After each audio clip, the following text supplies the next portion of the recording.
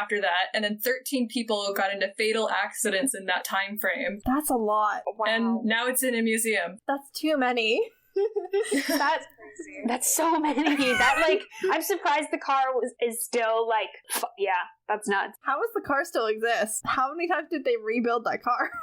I don't know. Like, I didn't really look into the details of the accidents. I just have numbers. But yeah, it's in a museum. It looks pretty good considering.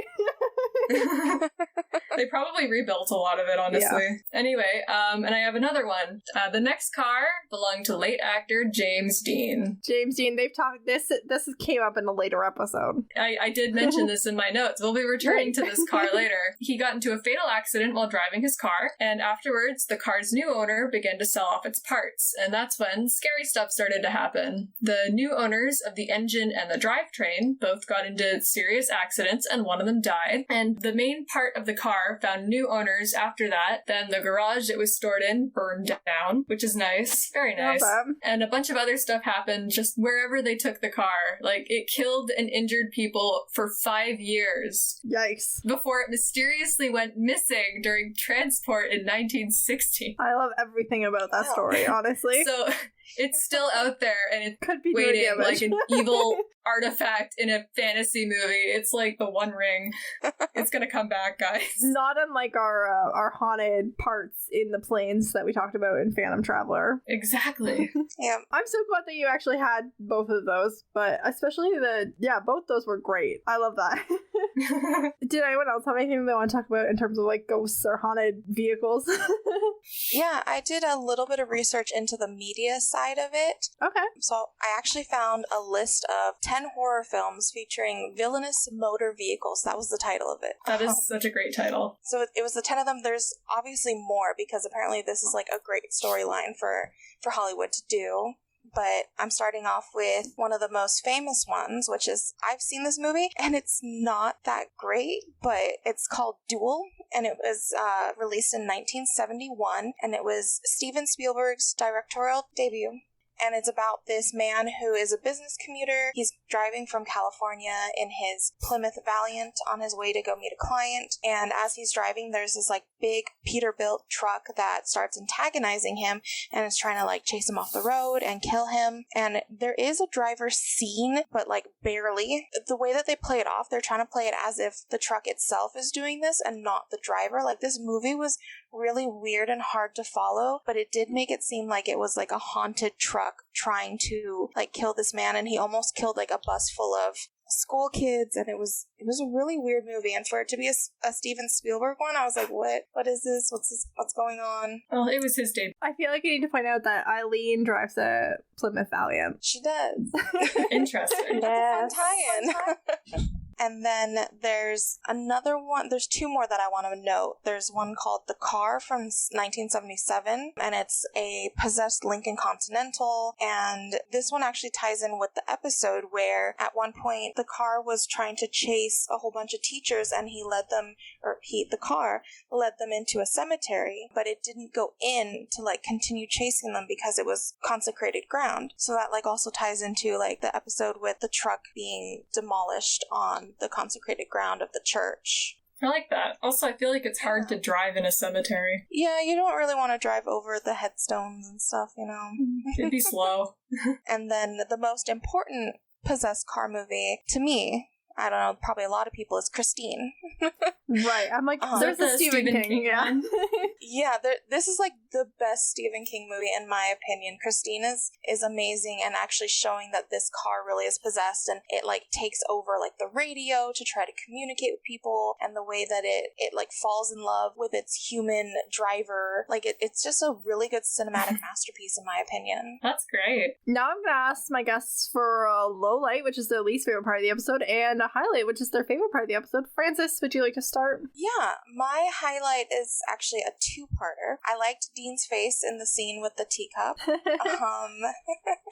And then I liked that even though this was in the 1960s, they showed that there were white people or like people who are not of color who actually were supporting people of color, i.e. the sheriff or the deputy at the time, mayor. He covered up the fact that Martin and his friends pushed Cyrus's body and truck into the river. Yeah, totally. And do you have a low light as well? I mean, I really liked this episode. There wasn't really anything that I didn't like. Maybe just the mom and how withholding she was. But that's more of a writing thing than a... Abigail, how about you? I'll start with my low light. I think my low light was when the mayor is like, I'm not racist.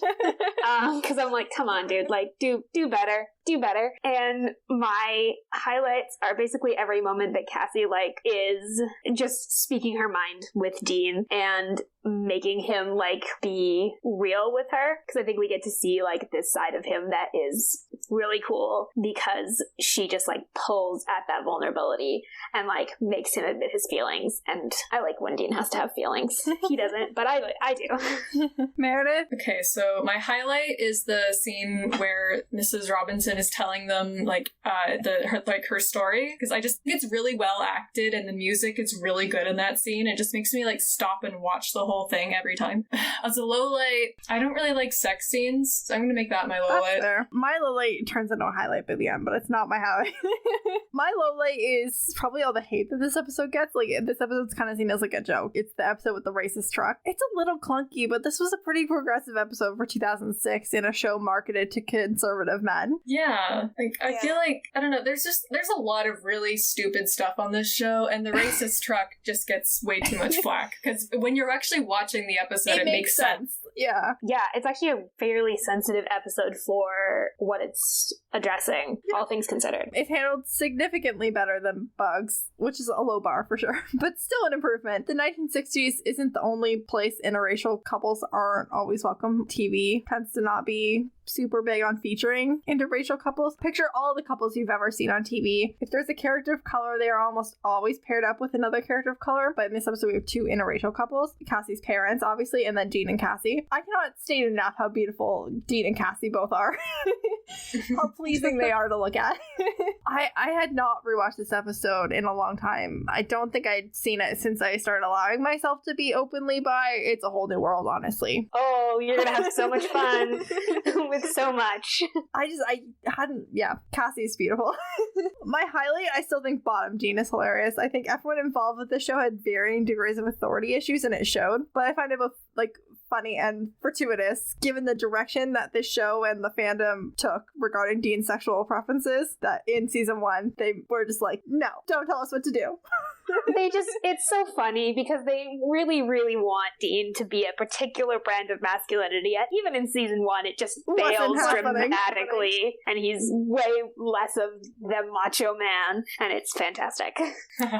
So then we're on to mental health check. I'm not a psychologist, so this segment is based purely on my own opinions and a weekly reminder that if you're struggling with anything at all, please reach out for help. This week didn't feel as urgent, but definitely still felt concerning regarding mental health. It didn't feel like, there's an immediate danger. It just felt like there's an existing pattern that's concerning. It was mostly with Dean. Yeah, I was really happy to see that Sam has recovered a little bit. He went really off the rails when he thought that Dean was going to die in Faith last week, but he was really open to talking, communicating his feelings, working with Dean's feelings, being patient with Dean's feelings. Really not that concerned for him at this exact moment. With Dean, it's not like a pressing concern of like him wanting to like sacrifice himself or anything like that, but it's like his overall inability to be emotionally vulnerable with anyone. As we saw, it was very frustrating for his potential partner Cassie that he wasn't able to like be open with her, and like given the conversations we've seen around Dean regarding emotional vulnerability, he's actually trying to open up even though he's not doing a good job at it in most of this episode. You don't need to talk through everything, but it's not just that like Dean isn't talking about his emotions, he's like actively avoiding having the emotions to begin with, and situations where he might have to be emotionally vulnerable, very rejection sensitive. And he like seems incapable of like imagining a different life for himself, even though he is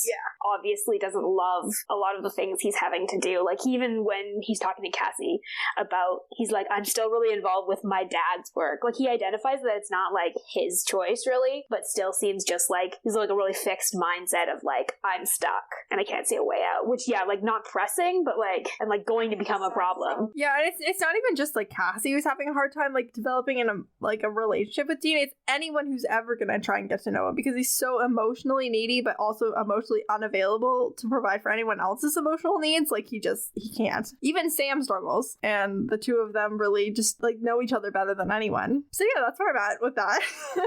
Soul transactions, still none. And I love this category being in there.